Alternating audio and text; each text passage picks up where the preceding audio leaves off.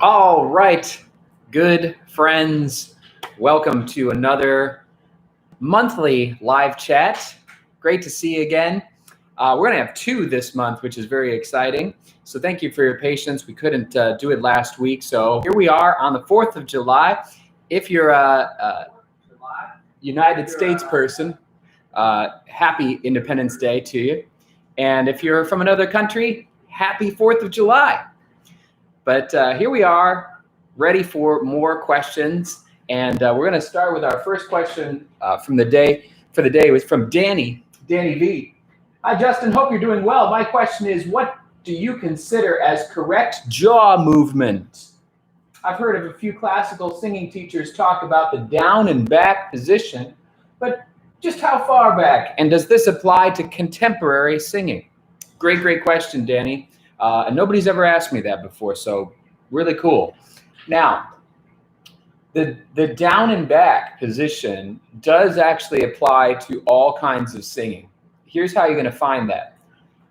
You can first just release your jaw like this and let it go into a hang. And it should be, if everything's right with your alignment, down and back. In other words, it should not be up and forward. It should be down and back. If you're having trouble finding that position, something you can do is put your head back like this and drop your jaw. And that's going to be a perfect place right there. And then you can take your head back. There you are. Now, what you don't want to do, Danny, is jam your jaw back. Okay, so we're not trying to really force it. It's very natural. So down and back really just means natural. We're not doing something. We're allowing it to be how it naturally is. In contemporary singing, in classical, in anything, when folks start to do like this, it's typically a sign of jaw tension and other kinds of tension too. And so you want to avoid that. You want your jaw to just really be free to drop naturally. So yes, that's for all styles. That's just good jaw alignment. Good stuff, Danny. Next, Jake Jams. Hi, Justin. What's the science behind why mucus makes singing so hard? It feels like if I have excess mucus, I have to work harder to get good chord closure or clean tone. It almost sound like distortion.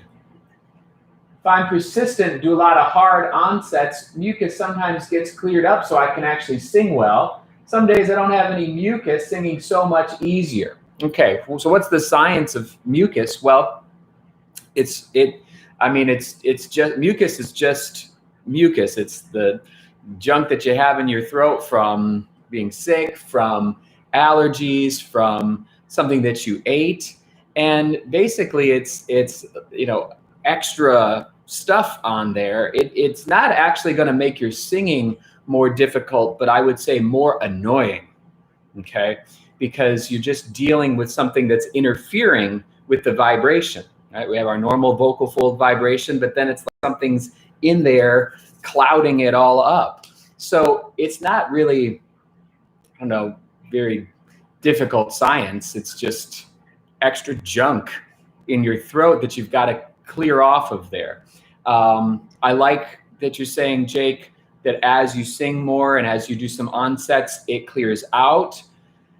Really, all you can do, though, is stay hydrated, avoid things that for your body causes excessive mucus, whether that's dairy or spicy things, sugary things. People are different when it comes to that. Try to avoid those things, especially when you need to sing. But honestly, it's not really technical. It's just more of a nuisance. It's just you gotta either clear it off or avoid the things that cause it. Okay? Okay, Empress Psycho, happy 4th of July to you too. Is there a way to sing through vocal breaks? There's a different part of my voice that feels as if it needs to shift, and I'm in no man's land, but then I find my sweet spot again. The break can be different depending on how I'm feeling or a particular song. Okay, Empress. Well, our voice has, as you know, a series of vocal registers. We start with fry, and then we move to chest, and then there's all the mixes, then there's head or falsetto if you're a male, and then this flares away. And I got that mucus, Jake. Whistle voice above there, which that's harder with mucus, isn't it? Okay, so you've got all these different registers, and the goal that you need to have, Empress, is to make sure that you're blending well between them. If you've got a spot in your voice that's, as you say, no man's land, that just means that there's some register that is not developed enough. And it's, I'm guessing, one of the mix coordinations. So what you need to do is get with some vocal exercises right in the spot where you say, this is always no man's land for me, and find some ways to iron that out. Usually compression and volume exercises, louds and softs, help the most. But you need to make sure that those notes are in the right coordination for you so it doesn't feel like no man's land. Once you've done that, go back to the song and it should be resolved. So again, it's all about register blending. Okay, next up. Asnual, Ichtharosa. Hi, Justin. Happy Sunday. I wanted to ask about the soft palate. Okay. How to move it. Extreme up and down. What I'm bold about here is the extreme one. I have a hard time feeling them apart. When I looked in the mirror, it was blocked by my tongue. I've seen the episode about your soft palate demonstrated by Brendan, but I still can't feel the difference.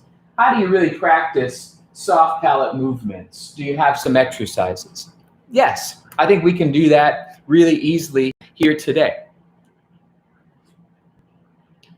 I would not focus on looking at it in the mirror or even trying to move it up and down. That doesn't work as well as trying to imitate different sounds. So let's take, say, the ah vowel today. And if you just do a pure ah and say, ah, go ahead and try that. Yep. So that's your soft palate lifted. Try again. Ah. Soft palate is up. Now make the sound of the soft palate all the way down, which is ah. Right? Ah. Then switch back between the two. Ah. Ah. And now you have felt the extremes. From there, we can do different gradations. So you have ah and then how about ah? Right down the center. Ah. Yeah? And then you might even, with a vocal exercise, kind of do a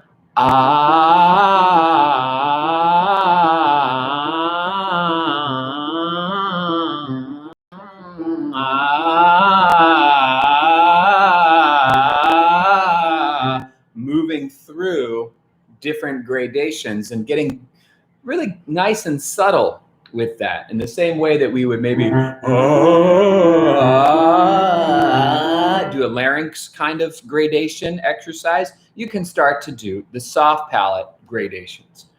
But again, ah, that's all the way up, all the way down, and ah, somewhere in the middle. Okay, practice those things. Whoa, jeez. All right. Let's go to now Sasha G. Hi, Justin. Great to see you again. I have a question about different belting exercises. When I do the bib, bib, bib exercise, goes well and I can reach G5, yeah. But when I do the hung, I hardly reach D sharp 5, right? Also in songs, it's sometimes hard for me to reach D and D sharp 5. What may be the problem and what can I do to reach the notes consistently? Great question, Sasha. An exercise like bib is designed for your success. It's a friendly exercise, I would say.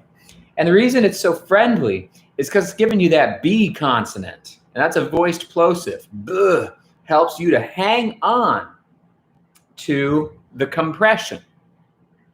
So generally people, when they're doing like a bib, bib, bib, can go quite a lot higher because they're having the gift of compression given to them with the B.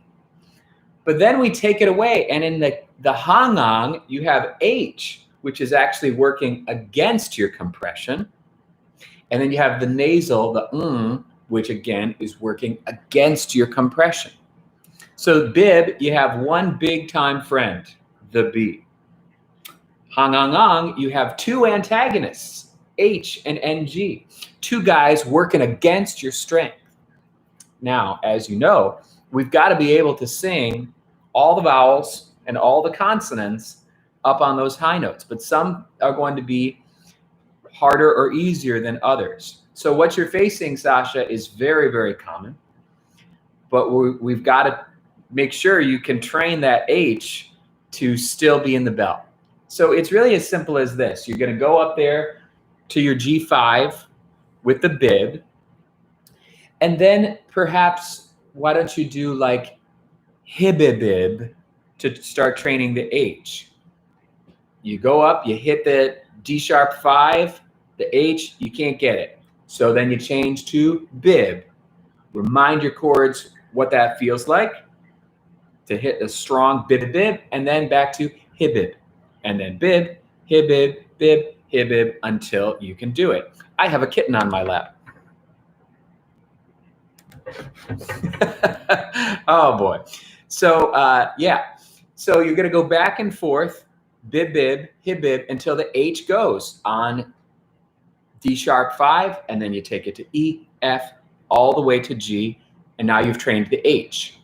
Then maybe try a different vowel, then maybe try the nasal resonance, and you're going to work all the sounds. But in general, Sasha and everybody, take the friendly exercise, establish the skill, and then make it harder, harder, harder until you can do all things. Okay? All right. Now, from Terry, I'm guilty of sampling vocal videos on other channels. Uh-oh. NYVCs is the best for numerous reasons. Oh, thank you. I found a dichotomy in approaches to beginning mixed voice. Some emphasize twang, vaguely defined as ping. Others emphasize balanced nasal resonance while acknowledging twang. I'm on the nasal resonance route with Zach. Some twang advocates even oppose nasal resonance other than M and NG. Some are well educated and definitely not slouches, I understand. I've seen episodes 60 and 101, but still wonder why this split continues. Do prominent teachers lead differing schools of thought on this? Okay, well, this is a can of worms if there ever was one. So thank you for this worm can, Terry. Okay, first and foremost, the mixed voice does not come down primarily to resonance, but to register.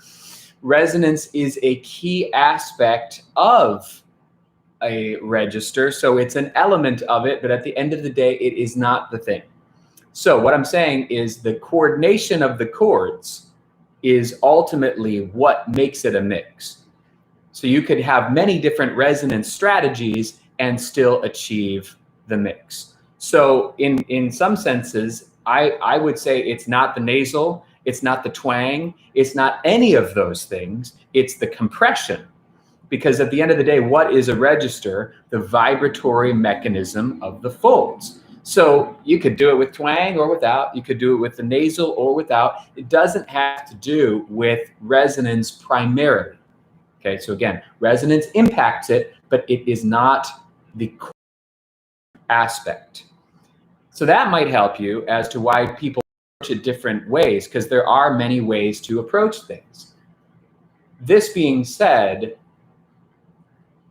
twang and nasal resonance, in my opinion, are an utter must for any singer. It's not even, it should not even, in my opinion, be a debate. if you want your voice to do everything that it can do, you want access to all those things. The nasal resonance is one of our key resonators with a huge host of benefits. To not use those benefits in your voice is a crime. It's a crime. It shouldn't even be a debate. Giving singers access to the benefits of nasal resonance is a must. And the same thing, the benefits of twang. Okay, twang has a lot of great benefits as well. So you want to be able to use those mechanisms, those resonances, at times throughout your voice. Twang, nasal resonance, and other things as well. Larynx positions, embouchures, okay? But in conclusion, register is not primarily resonance-based. It is coordination-based, and the resonance can impact that. And please have access to all the resonances for vocal mastery. Okay? Worm can closed. Okay. All right.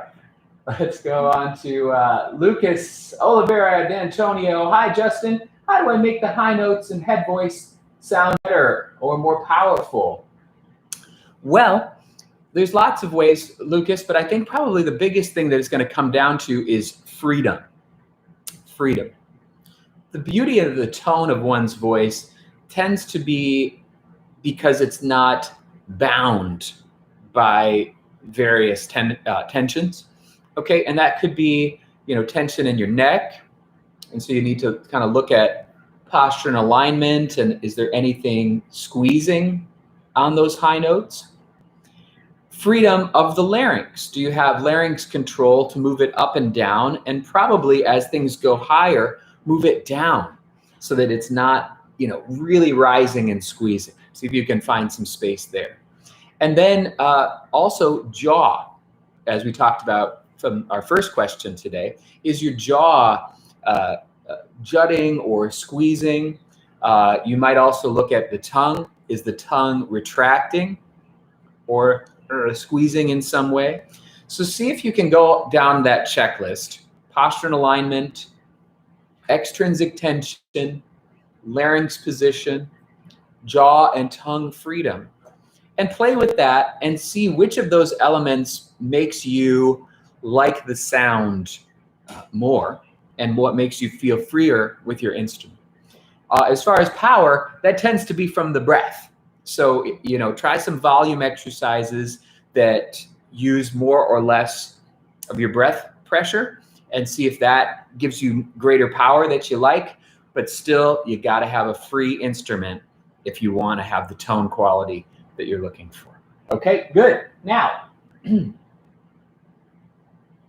Empress Psycho, how can I achieve a richer tone at F3 and E3?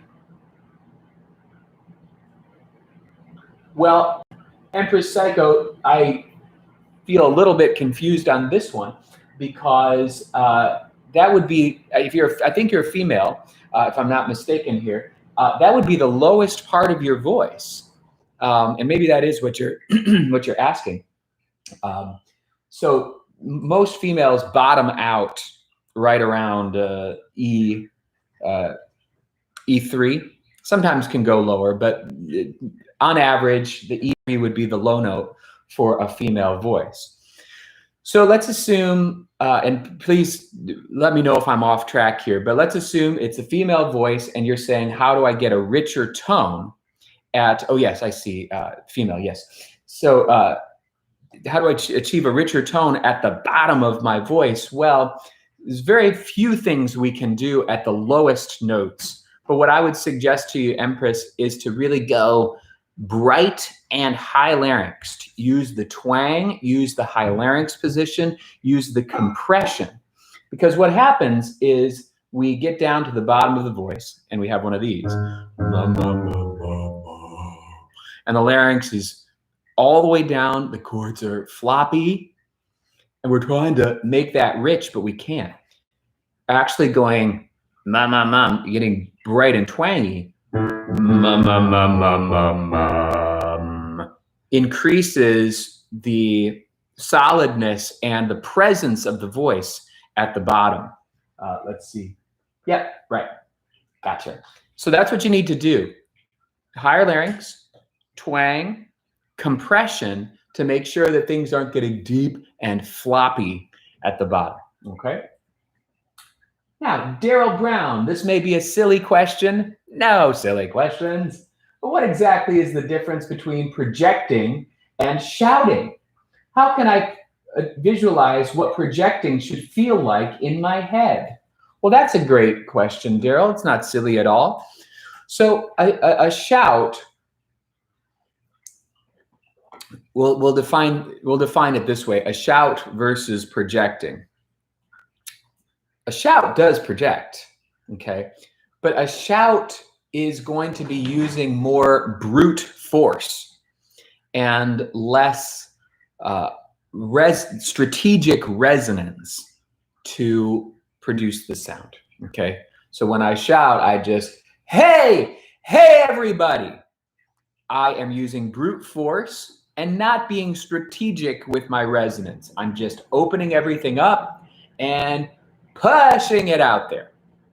Now, as singers or even speakers, when we are trying to project strategically, we are going to be using resonance strategies along with some of the power in order to achieve that sound. So what is one of those? Keeping the larynx down. If I keep my larynx down and I get nice and loud, then I'm projecting my voice, but I have this great roominess to my instrument, which is different than if I, hey, you see that? Hey, everybody. I'm not very strategic, but I'm projecting. Hey, everybody. Now I'm lowering my larynx and creating a spaciousness, and I still can project. So that's going to be healthier in the long run. Now, that's one strategy. Actually, twang is another strategy, and you notice that my larynx is not coming up so much. It's not like it was before, but it's not like a shout. I can use my twang as another way to project. So you see, this I'm using my brightness, and the other one I'm using some space, and then I could use space and brightness together, low larynx and twang. So those are strategic ways to project my voice that are not going to blow it out in the long run. Where does that feel? Where do I feel that? Everybody feels it a little different, but for me, I feel that kind of going up and in as opposed to being shouted out. Okay, hope that helps you, Daryl. Really great question, not a silly one at all. And we have now, I think, achieved.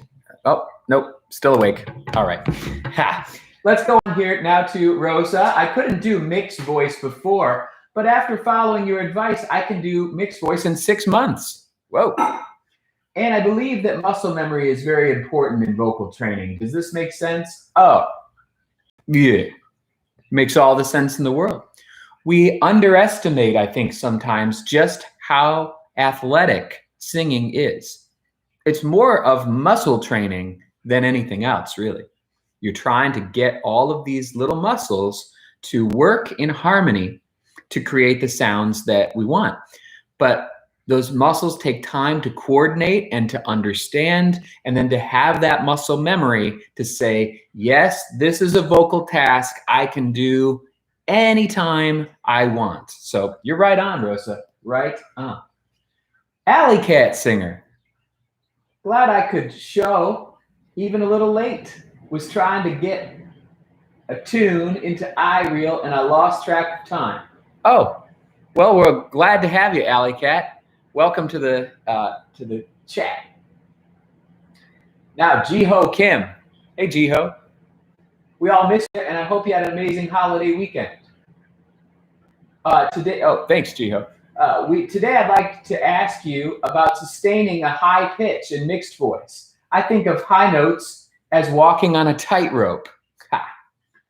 Because it's all about balance, thinning the folds just enough without completely letting go. But sustaining them is more difficult and complicated. If I can reach the high notes but can't sustain them, is it because I lack the strength to close the folds? Or can it be because I can't sustain the thinness of my folds that allowed me to reach the high notes in the first place? Okay, so let's talk about this, Jiho. Question basically about how to sustain things and why is it harder? Well, I'll tell you. When you just hit a note and come off of it, you prepare the breath and you prepare the chords for the event, and then they execute and then they're out of there. But to hold on to a note for a long time is going to mean that breath is coming at that note, coming at it, coming at it, coming at it. And when breath is flowing, flowing, flowing, often it tends to become too much, right? People start to push more when they have to hold the note because the duration of the note is going to require more breath. So you've got to get, Jiho, your breath and your chords in harmony. What I would suggest to do that is the following kind of strategy. Let's say you're hitting the note very nicely and we have a mim, okay, for our exercise. And we're doing mim, mim, mim, mim, mim, mim, mim, mim, right? So you're hitting it just once and then you're out of there. As a second step, I would have you do something like this. Mim, mim, mim, mim, mim, mim, mim, a short sustain. Okay. After that, and this can take, you know, a week or two, each one of these steps. After that, you're going to move to something like mim, mim, mim, mim, mim, mim, mim, mim, mim, mim, mim, mim, mim, mim, mim, mim, an even longer sustain. As you're doing that, you're not mim, mim, mim, mim, you're not changing the volume. You're keeping it exactly the same. After that step, you're going to do mim, mim, mim, mim, mim, mim, mim, mim, a sustain where each of the notes gets a longer value. After you've worked with that, we're going to go mim, mim, mim, mim, mim, mim, longer and longer and longer. And each time, like I say, get used to the breath flowing through at a very even pace, okay? So don't try to go from, oh, I can hit that high G, to let me pick a song where I have to hold it out on an ah vowel for 4 or 5 measures, okay? Make sure you've done these in-between technical steps in your exercises and then have a whole different experience as you practice, okay? Great. Now, Janet 2A Wilson. I haven't thought of a question yet. That's okay. But loving all the discussions so far. I'm glad. And my copy of Sing Like Never Before arrived to the UK a few days ago. Oh, that's great, Janet. Well, thank you for getting the book and your support. I hope it is a resource to you for many years to come. Some people like to read it cover to cover. Some people like to go to their favorite section and read about that. And some people like it as a reference guide. It kind of versatile. So enjoy it. Alley Cat. Hi, I like the question about the shout versus projection. I did too. I wonder how to practice the chest, dragging it up properly without too much shout. How would you suggest adjusting? Well, some of the things that we talked about there, Alley Cat, are the exact strategy for learning chest dominant mix and belting and taking the strength to the voice up higher than you're used to taking it. Let me explain. Belters have a tendency to cheat a bit by raising the larynx, opening the mouth, and spreading the embouchure. And sometimes it's even taught that way, which to me is a little bit of putting the cart before the horse, okay, and can cause some problems. If what we're saying is we want the vocal folds to keep some nice beef as they lengthen out, but in a safe way, then what we have to do is make sure that the rest of the instrument doesn't cheat, okay? So let me give you some specifics. I could do A low larynx exercise, for example, with the belting. That would be, let's do goog. Great friend. I could do goog, goog, goog, goog, goog, goog, goog, goog. I'm going to take it way up, and at a certain point, it's going to go goog, goog, goog, goog, and I lost it. I lost that chest presence, so I've got to keep it. Goog, goog, goog, goog. I've got to keep it. A singer will try to go goog, goog, goog, goog, goog, and not lower their larynx, but raise it. Goog, goog, goog, goog. That's where we get into trouble. Dragging chest and raising the larynx too much. So you've got one exercise there. Lower the larynx. Goog, goog, goog, goog. Now, another thing that we could be doing, and this exercise does it as well, is keeping the embouchure the same. Instead of going goog, goog, goog, goog, like a shout would be, I go goog, goog, goog, goog, and I keep the discipline. And I don't let myself or my singer, goog, goog, goog, goog, goog, goog, goog, goog, goog, goog, goog, goog, cheat with the mouth. That would be the shout. Okay, so we're like antagonizing the shout qualities while keeping the chest presence. A third thing you can do is adding the nasal. And so then we might go mum, mum, mum, mum, for example, adding the quality. That is also different from a shout. The shout goes, whoa, outwards. Nasal goes, inwards. Lowering the larynx keeps it in. Keeping the mouth narrow keeps it in. Adding the nose keeps it in. Try any of those strategies or a combination of them as you are belting, and then you can safely take a big, strong chest presence up and not actually be shouting, okay? What I just told you is kind of like the secret to everything, just so you know. So try that out. Okay. Bruno Espinosa, hey, nice to see you. I thought that NG was also helpful with compression. No, we'll talk about that. Maybe not so much as plosives. When teaching, do you say forward or upper or brighter could be beneficial for some students when looking for compression and the homogenization of registers? This is cool. I can't wait to talk about this. Okay. Is NG a compressor? No, it's not. And how you can maybe think about that is if you were to take a slide, like a versus say an vowel, which one of them cracks sooner? In almost everybody's voice, it's going to be the NG. The NG is harder to hang on to than, the open vowel, okay? So NG is great. Trust me, I mean, it's my favorite vocal exercise. I think it's the greatest vocal exercise, but it's great because it gives you the nasal resonance, the high tongue, the released jaw, and the consistency. That's why it's great. But it doesn't help you to hang on to your compression. It actually works against that a little bit. So Bruno, if you can compress your NG, then you're so golden, because the NG is facilitating some of the length and lightness to the instrument, and then you're bringing the power. That means you have control over the power. So that's that story. But then, first of all, I don't use the word forward because I think that is too misleading of a term. The reason why is because all the things that make something forward happen in the back.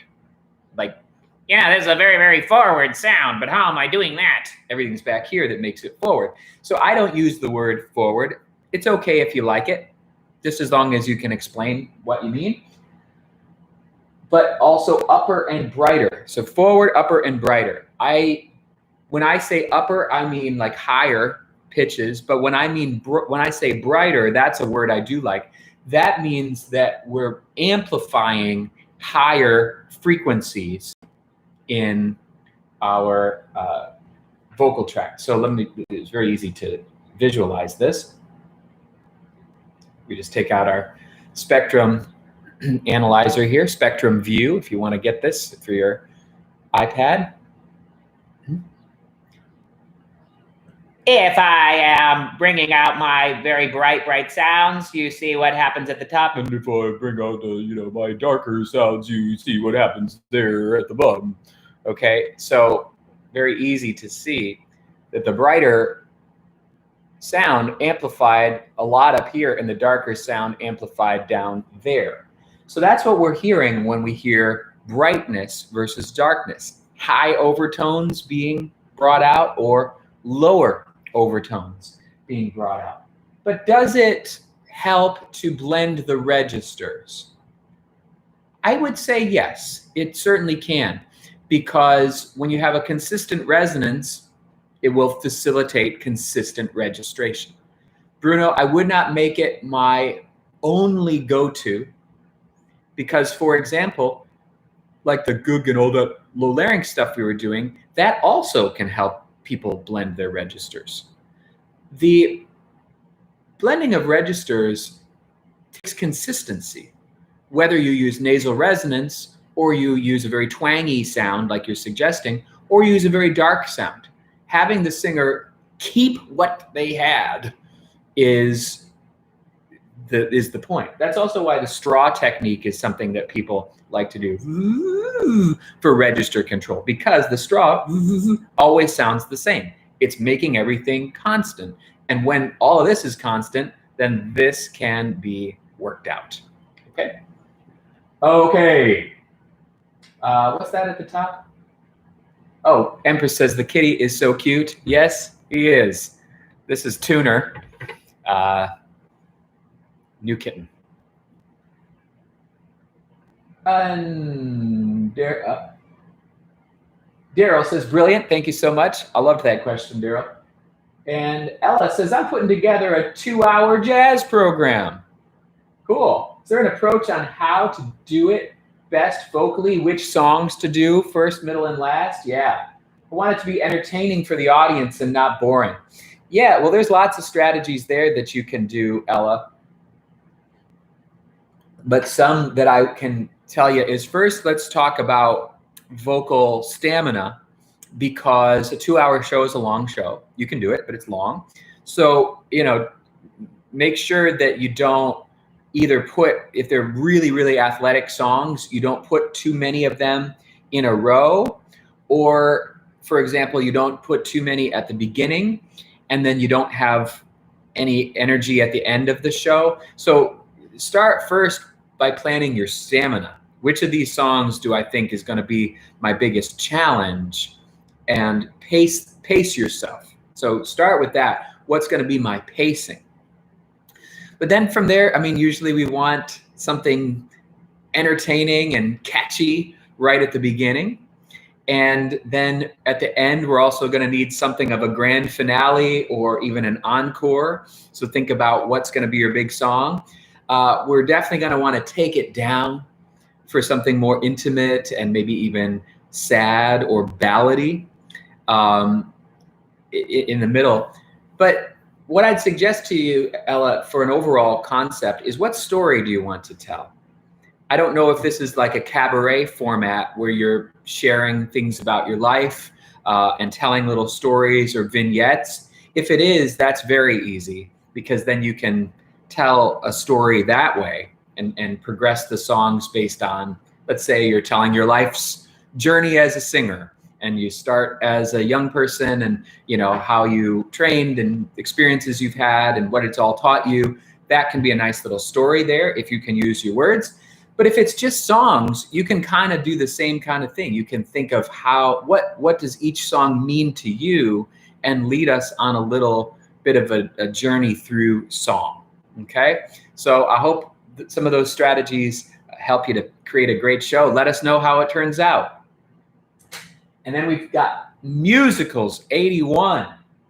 Hi, Justin. I've noticed that different tongue sizes affect where the tongue lays in the mouth while singing.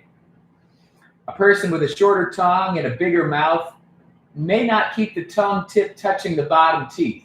The tongue may even seem a little retracted, but if that person tries to put it more forward, it creates strain at the tongue root because that's not optimal for the tongue shape and length. Boy, I love that. Musicals 81, I love it because I'm assuming you're teaching voice in saying these things. Our core principle as voice teachers, in my view, is to be able to change what we do for each person. To not kind of say, you know, this is the right technique and this is the wrong technique, but who is this person? What is their physiology? What is their body? What are their goals? What is their learning style? What artists are they trying to sound like? That changes what we do big time. But along those lines, what one's body, you know, what the size of their mouth, the size of their tongue, the shape of their neck, things like this, you know, that stuff plays a part. Tongue being one of them. I'll say this. Somebody who has a tongue that, you know, is retracting, which means pull back, you know, it should never be severe unless you're trying for a certain kind of character sound. But you're right. If the person's tongue is relaxed and it's pulled back slightly, but that's a relaxed tongue for them, then that's a relaxed tongue. We don't need to say, well, everybody else's tongue is here and that's good technique, so push it forward. If they have to push it forward and it causes tension to push it forward, then you can't do that. So you're going to look, Musicals 81, for what is the relaxed tongue position for them. And if that ends up being slightly further back than somebody else, that's okay. As long as they're not actively retracting or, as you say, actively pushing it into a place that it doesn't like to be. Another manifestation of this that we see is people who have really big mouths. Some people have really huge mouths and it looks like they are, you know, spreading everything out when they're not. They just have a larger mouth than somebody else. So the question really comes down to how much activity are they doing? Are they doing superfluous, unnecessary movements? If that's the case, we need to do something. If it seems and feels natural, usually we don't. Okay, awesome stuff. Allie Katsinger, I loved your idea about the story for her jazz program. Yeah, I saw a wonderful Canadian jazz singer, Layla Bial, and she did such a great job of her show with a storyline. Great suggestion. Cool. I'm an adult with braces on the inside of the top of my teeth. Does it make sense that they may negatively affect my singing technique? I work around it, but I was wondering. Yeah, you know, it can, Allie. It's different depending on the size and the location and the shape of people's mouths. But yeah, braces can sometimes have a nuisance. I mean, I think the good thing is that they're temporary and also that you said that you found a workaround. But yeah, it can make certain movements a little more challenging or uncomfortable. So, you know, try not to compensate too much. Try to find those workarounds that you mentioned, but you know the answer is yes, it can sometimes affect things. So yeah. Okay. Oh, we have the next question. Sasha G. For example, it is easier for me belting ah than ga. What? Oh. I usually have a problem belting the G consonant, even though it should encourage compression. I felt like it pushes me off the cliff. For example, it's easier for me to belt ah than ga. What do you think is going wrong? Oh, I think I know. You're probably used to, Sasha, using breath pressure as a means of staying strong, okay? So there's kind of two main ways that we can stay strong. The breath and the compression. For things that are truly in the chest voice region or dragging true chest up, that is a breath pressure event dominantly, okay? But then as you get higher up into the mix, the breath becomes less important and the compression becomes of greater importance. So I believe from this description that you're probably currently more skilled using your air to get it than your compression to get it. It's not a bad or good thing, just is what it is. You should still practice the G and try to get that nice and solid, because over time it's going to really serve the top of the voice to be able to be strong chord-wise without using the breath power to have to do that. That's my guess. Okay, now, oh boy, Ella, do you have any advice about perfectionism? I sometimes get to the point where I'm too critical on myself and lose motivation for doing a song or even the program. Well, Ella, yes, I have many advices. There's even a chapter on it in the book. Where to begin? We'll start with this. To err is human. Right, ever hear that? To err, E-R-R, to err, to make a mistake. To err is human. Okay. Singing and art and music are the most distinctly human things that are imaginable. To be a singer, what a human experience that is. I mean, make the birds and the angels jealous, you know? So how are you gonna be doing the most distinctly human thing and be perfect? Can't be done. And in fact, most of our most favorite singers have a little bit of some sort of either flaw or weirdness or idiosyncrasy, some kind of oddity about their voice, where if they didn't have it, they wouldn't be the star that they are. And so allowing for our humanity, allowing for our flaws to be on the table is actually what makes you successful as an artist. So there's that. Part two is that failure is our way of learning. If you don't fail or can't fail or are afraid to fail, you cannot master anything. It's actually even been scientifically proven that failure is the way that people learn the fastest, right? Think even about like playing like Mario and stuff like that. You've got to like, okay, whoops, I fell into the hole. Whoops, the turtle killed me. Whoops, I wasn't supposed to jump there. And like, it's like failure, failure, failure. Like, oh man, game over. Let me play that again. And then because you failed, now you master it. You have to have that same thing in your singing. You have to be able to, fall into the pit and hit the turtle and whatever a million times and keep going, because that's how you're going to figure it out. So embracing the failure, almost like it's a little game, is how you master it, right? That's the very means of mastery. And the last point,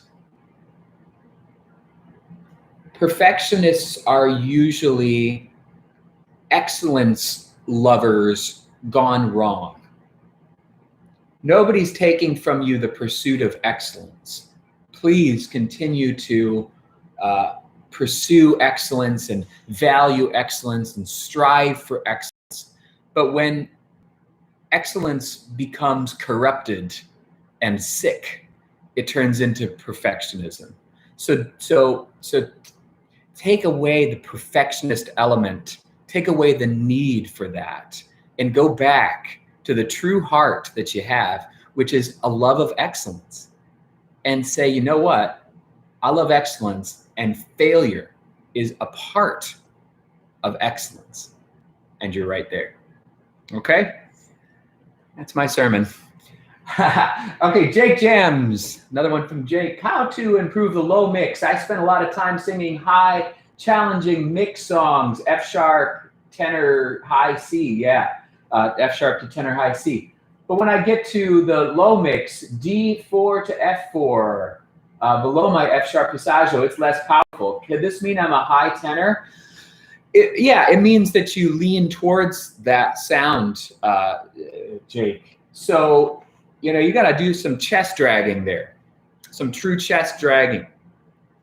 D4 to F4, Jake, that is a place where you can use your volume, you can use your breath, you can do some of the shout function healthfully, safely, and I suggest you do. So like what we just talked about with Sasha, where I said, hey, it sounds like your air pressure likes to be the winner and your compression needs a little bit of work. This is the flip-flop. Sounds like, Jake, you're a rock star up there compressing all those high notes, but the true chest drag with air needs a little bit more attention. So go ahead with the nice hey and yo and things like that and practice nice big loud sounds all the way up to F4, maybe even F sharp, and then you're going to have truly a chest dominant mix through that territory. And then you're going to lighten it up as you get past there. Okay, great. Lucas, I believe you said on your video about how to do a tongue trill that some people can't do it. Why is that? Some people have a shape of a tongue that makes it difficult. Some people have a lack of an ability to shape their tongue in certain ways that make it possible to do the trill. But most people can do it if they will follow the strategies in that episode. I think it's episode 49. What it comes down to, Lucas, is really getting a position that's just right along the hard palate, and then a pressure that's just right, not too firm, not too light, but just right. And then finally a breath pressure that gets it going. So yeah, shape and ability to shape the tongue can make it harder for some people, but most people can get it if they get the position, the tension, and the flow just right. So practice with that video and also experiment with those different things, little different positions, little different pressures, and little different airflows until you find it. Okay, Vincent the Prince. On failure, it reminds me of that Thomas Edison quote about inventing the light bulb that goes, I have not failed, I've just found 10,000 ways that won't work. Absolutely right. Big time amen. Thank you for that additional quote. You know, and I'll just share this. I work with a lot of voice teachers, and I do a voice teacher training program. And, you know, a lot of times folk are very, very hungry for information. And they want me to tell them everything about the anatomy, everything about the science. They want to know more, because they feel that if they don't keep knowing more, they won't be valid voice teachers. And what happens is that just by collecting more all the time, it's good, but it still doesn't make people effective. And why I am effective as a voice teacher is I've flat out done it over 25,000 times, and I've been sitting in this chair for 17 years saying, oops, that one didn't work. Let me try something else. Now that one worked. Oops, that little thing didn't work. Let me try something else. Now that worked. It's like 10,000. It's like 25,000 practice tries where something didn't work and then you had to change it. All the book knowledge in the world can't teach you that. At a certain point, you've just got to fail. Or in other words, try, do. Same thing singing, okay? Same thing inventing the light bulb. All right, Jiho, thank you so much for your detailed, helpful answer. if there is ever a second round, my pitch in songs is about 70 to 80% of what I do in exercises.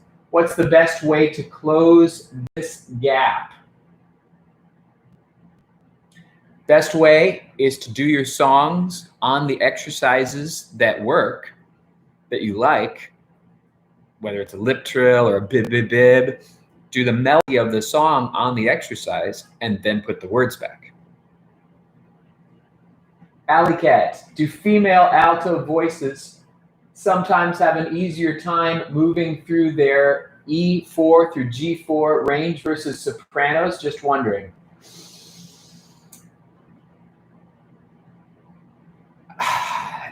I have to say probably not, Allie. And the reason I say that is because it always comes down to training / experience, like what you've tried, like we were just talking about. And like, you know, like sopranos, people who have been labeled soprano are usually people who are studying more traditionally, and they're taught, you know, not to belt because you're a soprano, right? So, or an alto, you taught, well, maybe you can more because you're an alto. So it's sort of like what you've been allowed to do or told to do or taught to do. But I think like on an anatomical basis, like a lower voice versus a higher voice, who ought to be able to navigate that transition better? Either one could do it. So I guess I don't want to say that an alto would have an easier time, because a soprano who's like, let's rock, could very well do it themselves. So I don't like to label people's voice types unless we're doing classical for that very reason. Thank you so much for, Ella says, for your inspiration. I have to get to that chapter in your book. Yeah, well, you probably haven't gotten there because I think it's like 90. God bless us all. 90, yeah, 96. So it's almost at the end. That's why you haven't gotten there. But you can fast forward. This book, you know, you can go to, you don't have to read it in order. You can go anywhere you want. Okay, Daryl Brown, Lucas, I seem to have the opposite problem. Tongue trills come really easily to me, but I find lip trills very difficult. Yeah, so Daryl, you know, same kind of deal. It's about the position, and it's about the pressure and the flow. A lot of people that struggle with lip trills like to help with the position and pressure by going like this and pressing their lips that way. So you can try that. Yeah, we're doing great here. Let's just do 2 more. And I think we've pretty much, we got everybody today, right? Yeah, awesome. Oh no, just one more. Bruno, I'm going to look for concerts and bars and sing covers because I need to budget and sing. Right, good. But I don't want to fall as a cover artist. It's a little bit difficult to begin with your own songs here. Do you think that singing with a very unique style could be a good strategy? Oh, and I don't want to say singing covers is bad. No, singing covers is a great thing. What I would recommend, Bruno, is when you're singing, you know, at a bar, something like that, could you potentially say, okay, after 5 cover songs, okay, now next I'm going to do one of my own originals, and it's called this. That would be my go-to strategy, because most places that you play, I feel like they would be very open to like hearing one of yours, as long as it's not like, okay, you start off with one cover and then the rest of the show is your stuff, you know, and you kind of did that sneakily. I think it'd be totally fine if like in a set of 12 songs, you did 2 originals, and you say, hey, this is one of mine. So, you know, try that. But singing in a different style, yeah, that's also cool.